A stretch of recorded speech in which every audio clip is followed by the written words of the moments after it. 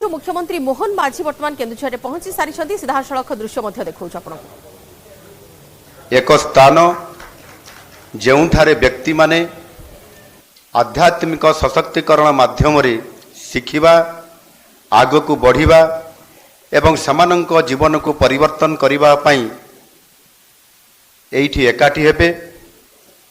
यह आशा एवं एकतार प्रतीक जहाँ आम संगठनर मूल्यबोध को प्रतिफलित करे।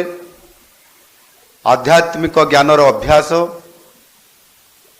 निस्वार्थपर सेवा एवं दिव्य सहित गभीर संयोगकारी। आज एठारे सुख शांति सरोवर उद्घाटन तथा शुभारंभ समारोह अवसर रे आपण मानकर गहन को यही आध्यात्मिक परिवेश को आसीबा मो पाई निश्चित भाव रे अत्यंत परम सौभाग्यर कथा। आज आमे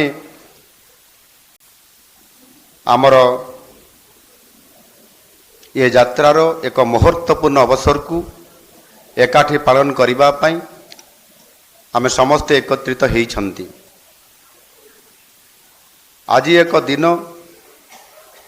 जहाँ केवल यही भव्य कोठार उद्घाटन नुहे सारा विश्व रे शांति प्रेम एवं आध्यात्मिक ज्ञान प्रसार करिबा पाई आमर प्रतिबद्धतार अन्यतम प्रतिपादन। भारतीय संस्कृति परंपरा समग्र विश्व रे अनन्य एवं अद्भुत अनेक गुण रे यह अन्य संस्कृति ठारू आमको अलगा करिथाए।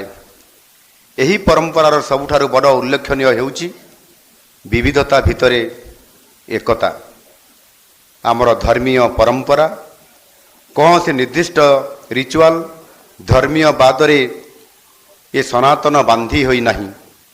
सनातन हेउची एक महाद्रुम जहा तले हजार हजार पंथ शह शह शेख अगणित धर्मीय रीतिनीति देखा मिले। शैव शक्ति वैष्णव अघरी निरंजनी तथा कहीं केजाणी विचारधारार ये देशर लोके विश्वास करती किंतु सबु विचारधारार गोटे लक्ष्य वसुधैव कुटुंबकम एवं विश्व शांति। यार श्रेष्ठ निदर्शन होउची ब्रह्म कुमारी ईश्वरीय प्रजापिता विश्वविद्यालय जहाँ प्रति क्षेत्र में आध्यात्मिक जीवन शैली आमको सरल निराडंबर एवं मित्यव्ययी हेबाकु प्रेरणा दिए। यह द्वारा आमे प्रकृतिर संपद को विचारयोग्य व्यवहार करिथाउ। आध्यात्मिक जीवन शैली आमर असंतुलित इच्छा को नियंत्रित करिथाए। आध्यात्मिकता भविष्यत पीढ़ीर सुख समृद्धि को संरक्षण करिबार प्रज्ञा को प्रज्वलित करिथाए। आध्यात्मिकता परिवेश प्रति संवेदनशील एवं जीवजंतु प्रति दयाभाव जागृत कराए। आध्यात्मिकतार स्पर्श रे एक सर्वांगीन परिवेश सुरक्षा जागरण आसीपार बोली मु आशा करुछि। यही समस्त विषय उपरे समाजर जागृति आनी एक होलिस्टिक सस्टेनेबिलिटी पाई आज यही संस्थार उद्यम प्रकृत में खूब प्रशंसनीय। आजिर आलोच्य विषय वस्तु जीवन रे सर्वदा शांति और समृद्धि।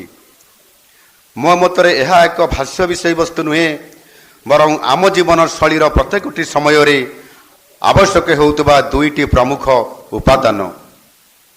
आजिर यही आर्टिफिशियल इंटेलिजेंस जुगरे समस्ते आमे कर्मव्यस्त कहा सहित पदे मन भरी कथा हवा पाई आम पाखरे आ बेल नहीं।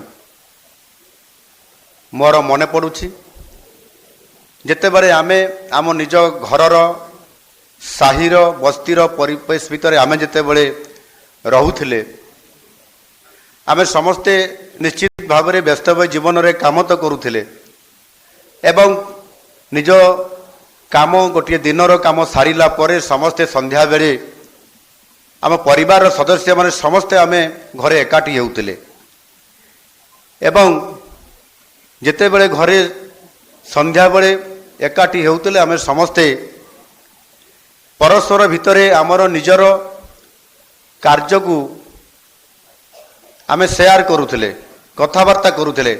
ଆଜି କେଉଁଠି କ'ଣ ଘଟିଲା, କ'ଣ ହେଲା, କ'ଣ ପରିବେଶ ତିଆରି ହେଲା, କ'ଣ ଆଲୋଚନା ହେଲା ଏବଂ ପରସ୍ପର ଭିତରେ ନିଜର ସମସ୍ତ କାର୍ଯ୍ୟକୁ ପରସ୍ପର ଭିତରେ ଆମେ ବାଣ୍ଟୁଥିଲେ ଏବଂ ଗୋଟିଏ ପରିବାର ଭିତରେ ସୌଭାଗ୍ୟ ବାତାବରଣ ମଧ୍ୟ ତା ଭିତରେ ତିଆରି ହେଉଥିଲା। ଆଉ ସେଇ ଯେଉଁ ସୌଭାଗ୍ୟ ବାତାବରଣ ହିଁ ଆମକୁ ଶାନ୍ତି ଆଣିଦିଏ ଏବଂ ଆମ ଜୀବନରେ ସମୃଦ୍ଧି ପାଇଁ ମଧ୍ୟ ଇଏ ଆହୁରି ଗୋଟିଏ ଅନେକ ଆଶାର ସଞ୍ଚାର ବାଣ୍ଟି ଦିଏ। କିନ୍ତୁ ଆଜି ସମୟ ବହୁତ ବଦଳି ଯାଇଛି। ଆଜି ସମୟ ଆମ ପାଖରେ ବହୁତ କମ୍ ହେଇଯାଇଛି।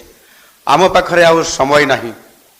ଯେତେବେଳେ ଆମେ ଗୋଟିଏ ଜାଗାରେ ଏକାଠି କୌଣସି ପରିସ୍ଥିତି ଭିତରେ ପରିବେଶ ଭିତରେ ଏକାଠି ହେଉଛନ୍ତି ଏବଂ ସେତେବେଳେ ଆମେ କିଛି ସମୟ ପାଇଁ ଗୋଟିଏ ଜାଗାରେ ଏକତ୍ରିତ ହେଉଛନ୍ତି ଏବଂ ସେ ସମୟ ଭିତରେ ମଧ୍ୟ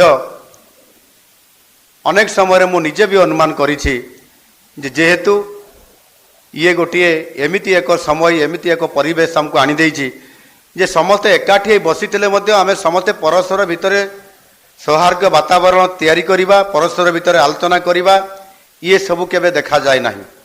ସମସ୍ତେ ବସିଗଲା ପରେ ନିଜ ନିଜ ମୋବାଇଲ ଖୋଲିକି ସମସ୍ତେ ନିଜର ସୋସିଆଲ ମିଡ଼ିଆ ଏବଂ ଅନ୍ୟାନ୍ୟ ଆମେ ମୋବାଇଲରେ ଆମେ କିଭଳି ଭାବରେ ଗେମ୍ ଖେଳିବା ଇଏ କାର୍ଯ୍ୟକ୍ରମ ଭିତରେ ବ୍ୟସ୍ତ ରହିଯାଉ ଯେ ଆମେ ଯେଉଁ ଘଣ୍ଟେ ପାଇଁ ବା ଅଧା ଘଣ୍ଟା ପାଇଁ ଏକାଠି ହେଇଛନ୍ତି ସେ ସମୟ ଭିତରେ ପରସ୍ପର ଭିତରେ ପରିଚୟ ହେବା, ସୌଭାଗ୍ୟ ବାତାବରଣ ଭିତରେ ଆଲୋଚନା କରିବା ଏହା ବି ଆମେ ଭୁଲି ଯାଇଛନ୍ତି। ଏଣୁ ସମୟ ଏତେ ବଦଳି ଯାଇଛି ଆଜି ଏବଂ ସେଥିପାଇଁ ଆଜି ଏଭଳି ଏକ ପରିବେଶ ଏବଂ ସମୟ ଅଛି ଆମେ ଯେଉଁଥିରେ କି ଏକାଠି ହେବା ପାଇଁ ମଧ୍ୟ ଆମକୁ ଆଜି ଅନେକ ପରିବେଶ ଆଜି ଆମ ପାଖରେ ବି ଆସିକି ପହଞ୍ଚି ଯାଇଛି। କିନ୍ତୁ ଆଜି